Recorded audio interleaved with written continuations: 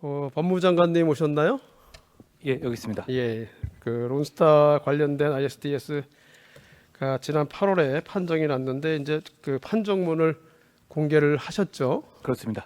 공개를 했는데 내용을 보니까 굉장히 많이 지워지는 상태로 공개가 돼 있었어요. 그죠? 한 1,000몇 군데가 아마 지워진 상태에서 아마 공개가 된 것 같아요.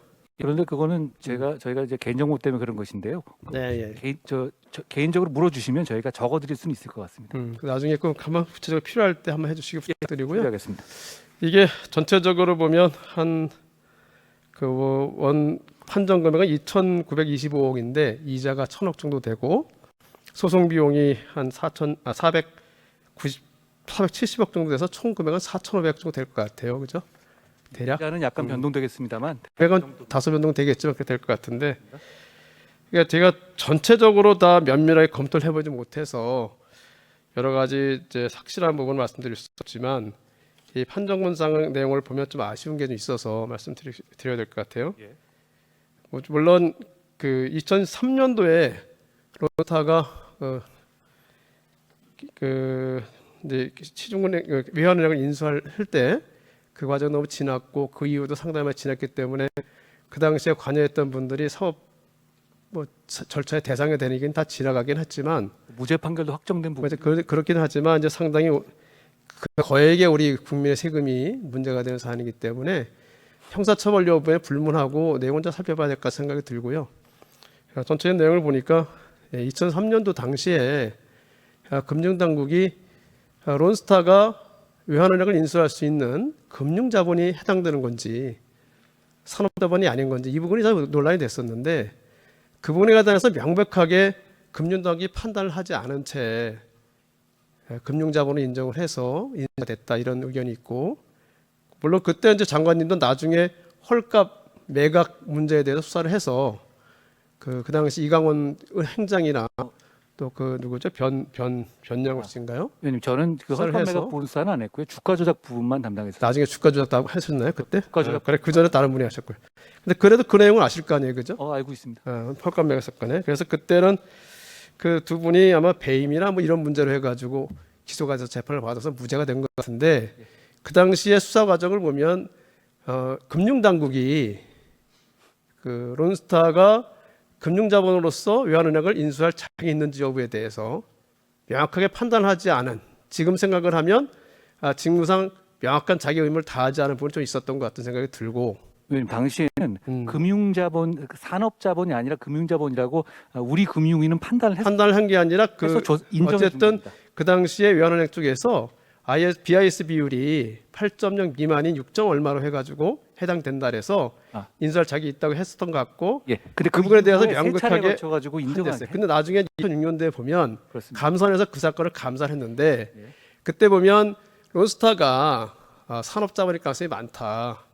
그래서 그 부분을 명확히 심사하지 않은 것이 지적이 됐어요 감사원에서. 제가 그건 잘 알고 있습니다. 나중에 이제 그 내용 잘 아실 것 같아요. 근데 또 하나 제가 문제를 제기하고 싶은 것은 ISDS 재판 과정에서 우리 정부가 이 부분을 명확하게 주장을 하지 않은 부분이 있지 않은가 하는 지적이 있어요. 그게 왜 그러냐면 주장하지 않았던 겁니다. 예, 하지 않았죠. 이게 뭐냐면 그 당시에 ISDS 재판을 중재를 법무부에서 수행을 하긴 했지만 금융당국에서도 같이 관여를 했었잖아요.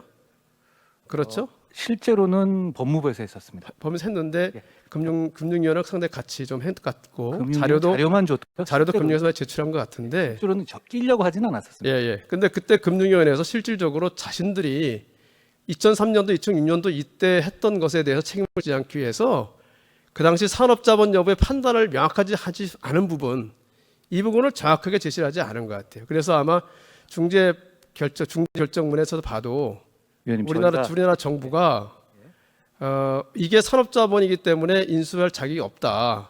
그렇게 해서 법적 절차에 따라서 장내 매각 명령을 했으면 다른 법적인 절차 위반 소지가 없이 그 진행이 됐을 텐데 저한테 거기서 30초만 주시면은 어떨까요? 제가 얘기하고 나서 그러시죠. 제가 이런 의견이 있다라 말씀드리는 거예요. 그 당시 우리나라 금융당국이 차라리 장내 매각 명령을 해서 처분을 했으면 그 이후에 이것이 부당하게 지연했는지 여부 그게 좀 논란이 안 됐을 것인데 그걸 하지 않고서 장내 매각 명령을 하지 않고 일반 매각 명령을 시키고 다른 걸로 해서 시켰다. 그런 부분이 우리나라 정부가 금융당국이 적법 절차를 통해서 그것을 제재할 수 있었는데 제재하지 않고 다른 방식을 했다. 뭐 그런 내용이 들어가 있어요. 그죠, 정관님? 예. 그 내용에 그 부분에 대해서 우리가 좀 더 명확하게 늦었지만 앞으로 이런 일이 발생하지 않도록 하기 위한 차원에서 우리 그 ISDS 그 결정문을 좀 명확하게 다 잘 보고 예. 공개를 해서 해야 될 필요가 있지 않을까. 한 30초만 주시면 예, 30초. 산업자본 문제 3초 놓지 마시고 그러면. 예, 30초. 예. 그 산업자본에 관해서는 왜 지정 안 했냐면 위원님 저 아시다시피 저는 주가조약에 유죄를 받은 사람이고 여기에 대해 도덕적으로 저는 충분히 옛날에 대해서 얽매이지 않을 수 있거든요. 그런데 제가 봐도 산업자본을 주장하지 않은 게 맞다고 보는 것은 당시에 왜냐하면 그 이후에 여러 단계 거쳐서 산업자본이 아니라는 판단을 대한민국 정부가 한 겁니다.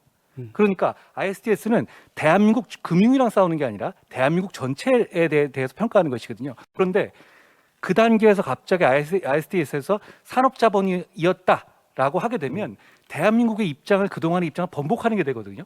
그러니까 ISDS 재판이라는 것은 투자자와 우리 국가와의 재판이기 때문에 거기에 대해서 앞에 있었던 우리의 판단을 뒤집는 게 되기 때문에 근데 이제 재정 이게 결정 순서에 유리하지 않다는 겁니다. 보시면 재정문을 보면 재정 결정을 보면 한국 정부가 그렇게 처리했으면 되는 건데 그렇게 법적인 절차에 따라 처리하지 않았다 이런 부분이 아마 아닙니다. 책임이 그렇지는 됐다는 그 견해가 있어요. 산업자본 문제는 게다가 산업자본 문제는 글로벌리 무조건 통용되는 원칙도 아니거든요. EU나 일본 같은 경우는 미국 같은 그렇게 산업자본하고 금융자본하고 완전히 분리하지도 않아요. 그러니까 그 당시 우리 정부가 그 인수자격 여부, 대주주로서 인수자격 여부에 대해서 명확히 판단을 하고 그 여부에 따라서 결정을 했으면 괜찮은 그 이후에 그 불필요한 지연 그 시비가 생기지 않을 수 있지 않았겠느냐 이런 의견이 있거든요. 2011년 단계에서는 산업자본이 11년이 아니고 아니라고 2006년부터 명확하게 들어간 답을 거죠. 했거든요. 2006년부터 그렇습니다. 그러니까 매각을 하려 했는데 예. 그때 처음에는 국민은행하고 그 인수 협상을 했었나요, 론스타가?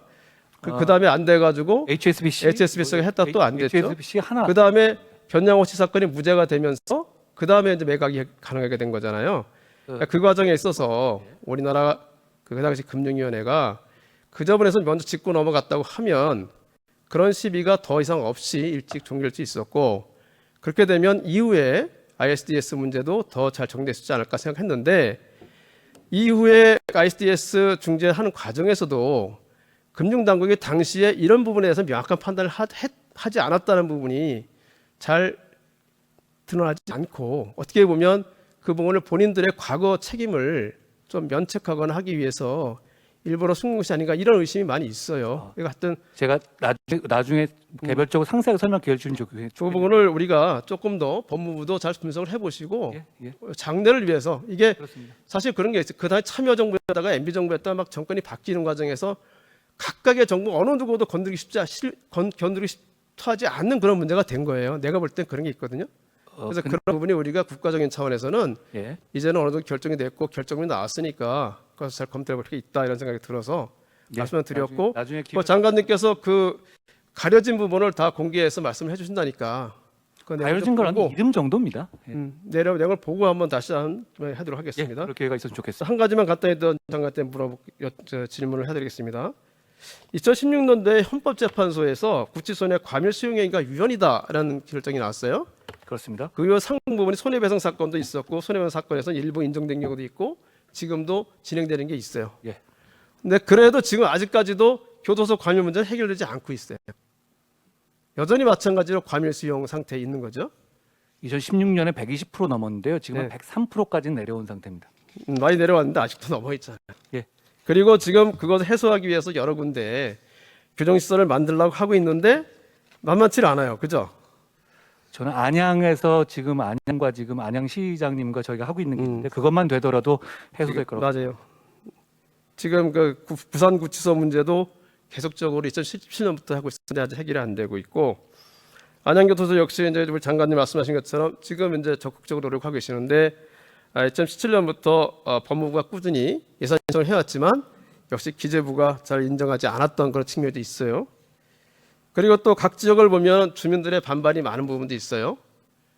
그게 제일 어렵습니다. 예, 어렵죠. 그래서 제가 말씀드리는 거는 수용 시설을 새로운 교정 시설을 설치하는 지역에 그러니까 주민들이 수용성을 좀 높일 수 있도록 주민들의 수용 높일 수 있도록 하는 제도가 필요하지 않은가 그런 생각이 들고요. 예. 그런 점에서 법무부가 적극적으로 한번 검토해 주시기를 요청을 드리겠습니다. 이번에 저희 안양시장님하고 하는 모델이 전국에서 충분히 보실 때 좋을 거라고 생각합니다.